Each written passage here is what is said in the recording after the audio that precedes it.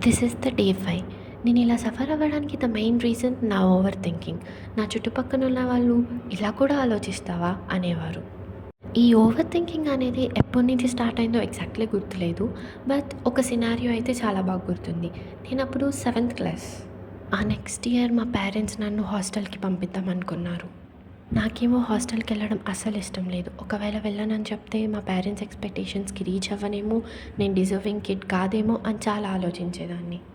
అక్కడికి మా పేరెంట్స్ చాలాసార్లు చెప్పారు, నీకు ఇష్టం లేకపోతే వెళ్ళొద్దు, ఎందుకు మూడీగా ఉంటున్నావు, ఎందుకు ఇలా డిస్టర్బింగ్గా ఉంటున్నావు, ఇష్టం లేకపోతే వెళ్ళనని చెప్పేసేయని.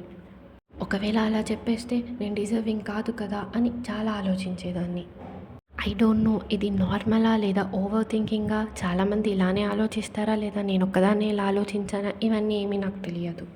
బట్ ఆఫ్టర్ దట్ నేను 10th క్లాస్ వరకు చాలా మంచిగా ఉండేదాన్ని, మంచిగా చదివేదాన్ని, లైక్ మంచిగా జాలీగా స్కూల్కి వెళ్ళి ఎంజాయ్ చేసేదాన్ని. 10th తర్వాత వచ్చి పడిందండి అసలైన ప్రాబ్లం. కొంతమందికి అది నార్మల్ అనిపించవచ్చు, బట్ ఆ ఫేజ్లో నేను చాలా సఫర్ అయ్యాను. But the biggest support is my parents.